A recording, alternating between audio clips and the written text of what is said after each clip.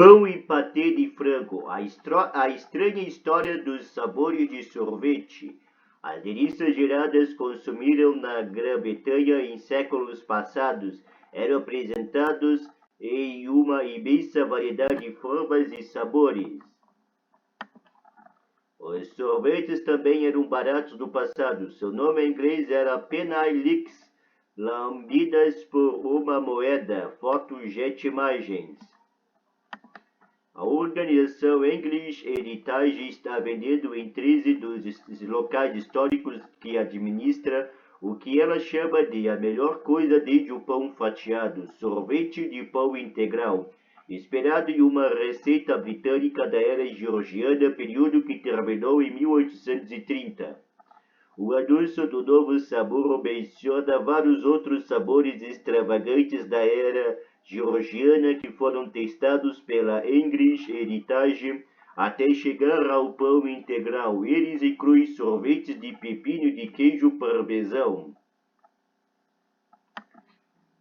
A English Heritage não é a única entidade que se esforça para seduzir os visitantes com quitutes históricos.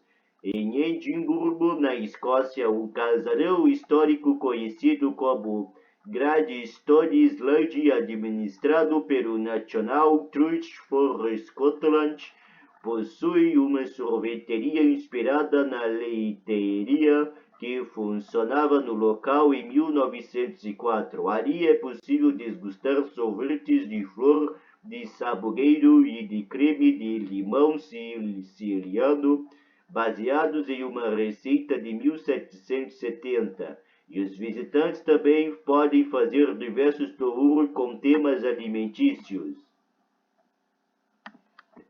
O sorvete de pão integral é elogiado pelo seu sabor de nozes caramelados.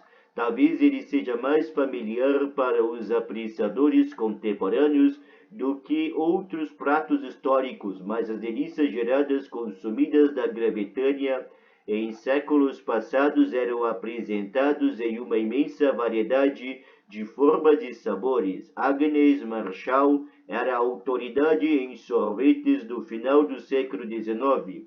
Ela publicou 2 livros de receita especificamente sobre gelados 1885 e gelados extravagantes 1894. As receitas incluem sabores que variam de um espinafre gerado à la creme colorido e detalhadamente elaborado até pequenos gelos recheados em taxas. Estes consistem em um patê de frango temperado com curry em pó, molho inglês, gemas de ovos e anchovas. Eles eram misturados com molho, gelatina e creme batido. Depois eram congelados em taças decorativas e servidos no almoço ou como segundo prato. Textos mais antigos contêm sabores ainda mais extravagantes, ao dos típicos sorvetes doces. O livro de arte de Bien Faliles Grace de Uffice, a arte de bem fazer gelados profissionais em tradução livre, de 1768, do especialista em culinária francês Museu Emai, traz receita de sorvete de trufas, açafrão e com diversos sabores de queijo.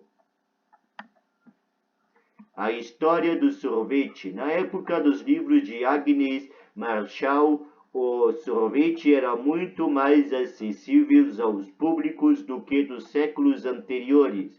Antes dos anos 1800, o gelo era recolhido de cursos de águas congeladas e armazenados em frigoríficos subterrâneos, que eram principalmente restritos a grandes fazendas com a terra, a riqueza e os recursos necessários para sua construção. Mas a partir dos anos 1820, o gelo consumido da Grã-Bretanha passou a ser importado da Europa continental e depois dos Estados Unidos. Ele era depositado em poços de gelo e armazéns. A importação de quantidades maiores de gelo reduziu os custos enquanto inventores projetavam aparelhos de congelamento mecânico.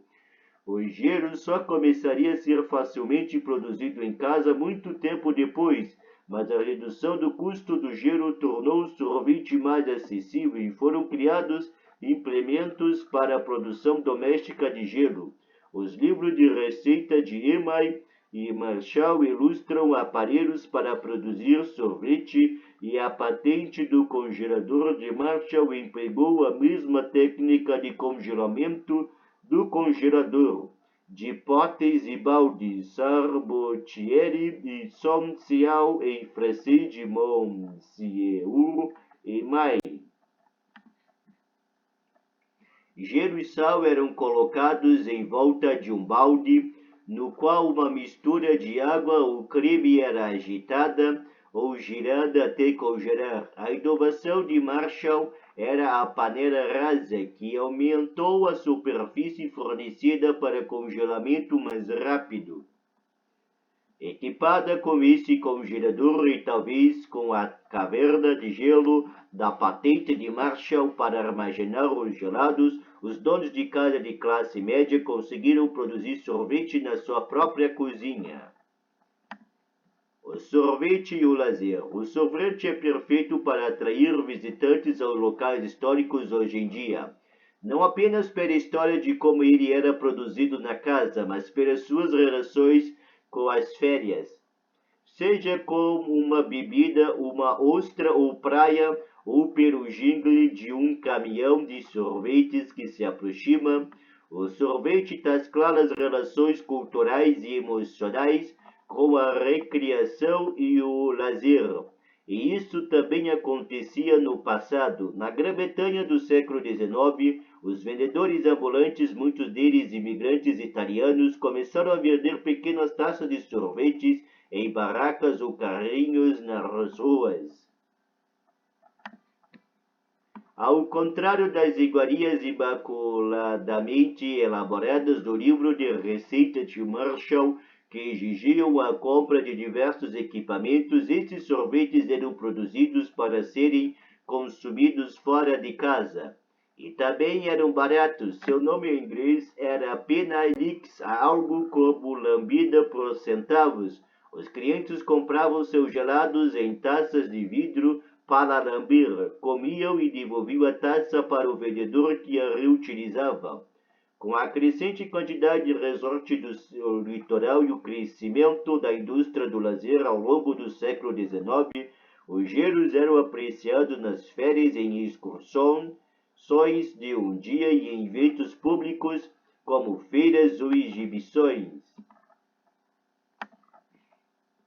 A portabilidade do sorvete, além do seu apelo culinário, fez com que ele ocupasse um lugar permanente do nosso tempo de lazer, um capricho delicioso que podemos segurar com uma das mãos e apreciar com parte de uma experiência maior. O ato de tomar sorvete preparado com uma receita da era georgiana ou vitoriana, portanto, conecta os visitantes atuais a uma longa tradição de apreciar gelados como forma de recreação. Provavelmente os locais históricos não irão adotar as formas menos higiênicas em que o sorvete costumava ser consumido, mas servir receitas históricas oferece aos visitantes a oportunidade de saborear uma nova cadeia sensorial do passado.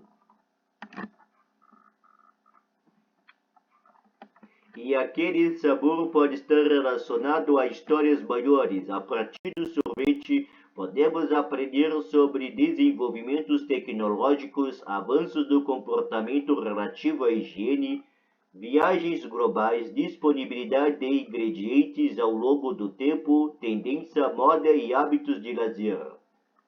Afinal, analisar a história dos alimentos das latas dos nossos armários até uma xícara de chá ou um sorvete da praia pode nos trazer novas perspectivas sobre o passado e o presente.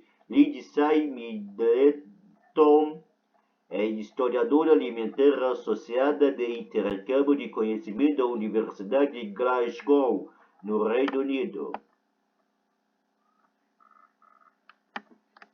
Este artigo foi publicado originalmente no site de notícias acadêmicas de Conversation e republicado sob licença Creative Commons. Leia aqui a versão original em inglês.